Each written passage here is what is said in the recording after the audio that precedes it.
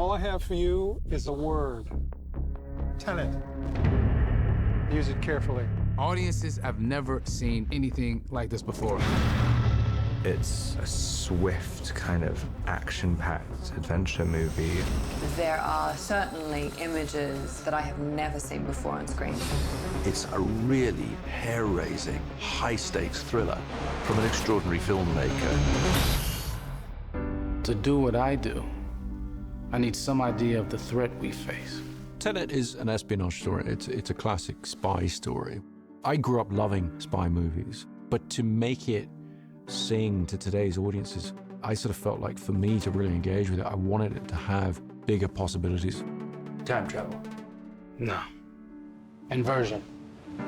Well, the film deals with this concept of inversion, which is the idea that the entropy of an object or a person could be reversed.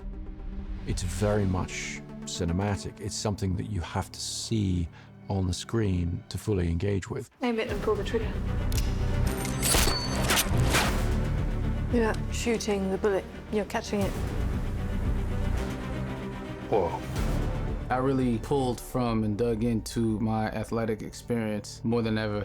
The training was paramount. Nobody's ever thrown an inverted punch before, so how do you make that real life, you know?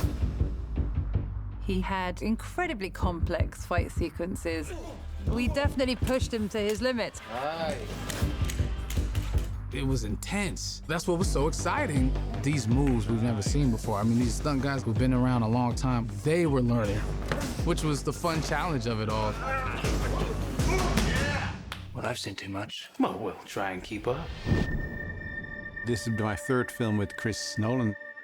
You kind of realize when you read it, oh, how are we gonna do this? Because he's gonna wanna do this for real. Chris is really great in that he wants it for real. He wants it in camera. He doesn't want to do CG.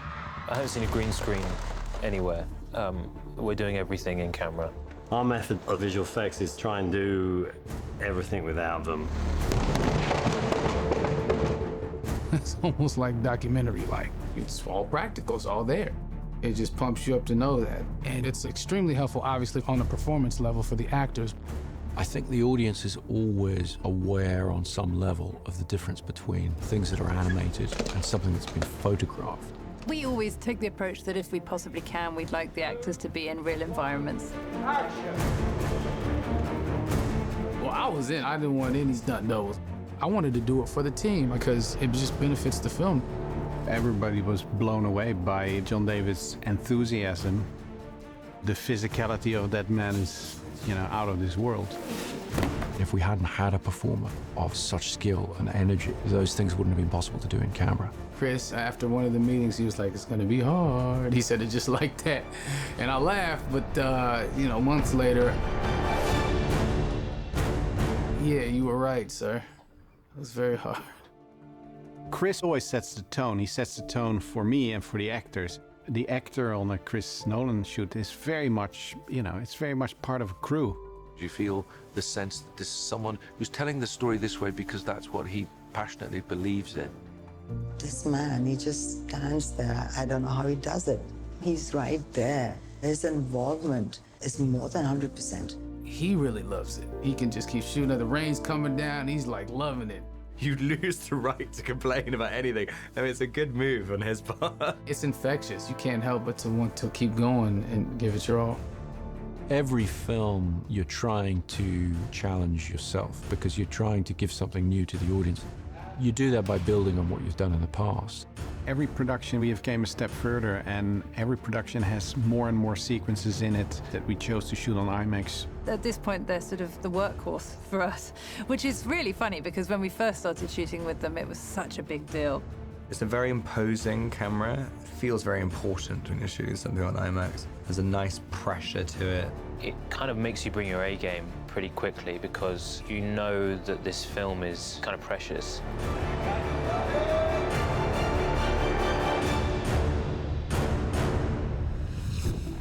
As I understand it, we're trying to prevent World War III. I'm not saying Armageddon here. No. Something worse. The international component to Tenet is very important to the story because it's really about threat to the entire world. Chris always envisioned this film as a sort of globe-trotting action epic, and obviously the best way to do that is to actually travel yourself. It definitely plays into the sort of scope of the film. You know, it enlarges the canvas. We were going places during the busiest times, summer in Amalfi, monsoon season in India. Prep on this film was really complicated because we were based out of LA and making plans for all these huge action set pieces all over the world. We shut down an 8-kilometer freeway for 3 weeks, had hundreds and hundreds of extras and cars and stuntmen driving on it, doing great action. That was a first for me. When will we ever be able to do this in life? You know, to shut down a whole entire freeway. It defined the scale of it. You know, in the end, what you see as an audience is a fragment or is a shot, but you are filming a reality. You know, you want to buy into that reality. So in that way, relocation always helps a lot. To be actually in the thing, to feel the thing physically move around you or feel the boat rock under you, it just obviously, organically feeds the truth of a performance. It goes for his sweet spot, which is how do you make great cinema? Not just tell stories in pictures, but how do you make the experience of cinema? Yes, you could recreate India in a soundstage or London in a soundstage, and you're not going to capture the essence or the authenticity. And I think being in those locations, the audience gets to experience that. They're going to see that it's not green screen, and they're going to be amazed by it. You want to crash a plane, but not from the air. No, it's so dramatic. Writing the plane crash, I knew I wanted to try and do it in some ways in camera. It read on the page as the most exciting sequence, and I definitely was scratching my head about how we were going to achieve it. One of the first things I asked Chris was, you know, how big do you want the plane? He laughed, and I said, I think I can get you a real plane.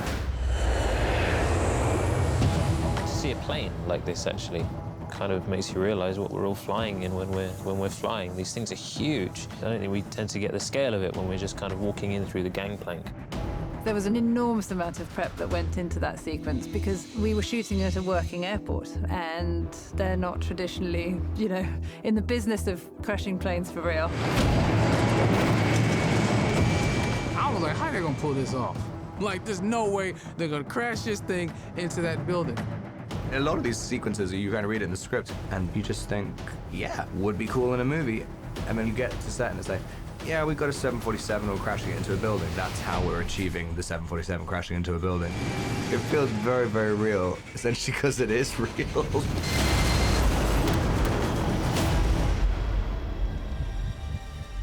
Don't try to understand it. Feel it. With Tenet, I'm hoping to really give the audience a reason for reapproaching action cinema so that they get some of that sense of excitement that I had when I was a kid watching the first spy movies I saw. I'm hoping that this gives people a sort of ultimate cinematic experience. You feel you've been taken through a story, but you also feel you're part of a story. That's what's wonderful about his films. You just get transported into a different world. And that's what cinema is to me. It has to transport you. It has to be larger than life. I mean, it's the biggest movie anyone's ever done ever. No one's doing this stuff, and I don't think they ever will again. Nobody can really hold a candle to what Chris does, which is create this epic tale of survival and in it thread an incredibly human story. I think you're seeing Christopher Nolan inspired. You're going into an experience that you never had before in the cinema. It's a brilliantly calculated, precise, controlled, amazing story that is also completely out of control. Once you're on the ride of Tenet, you're going to have to really hold on to your seat. How would you like to die? Oh. You chose the wrong profession.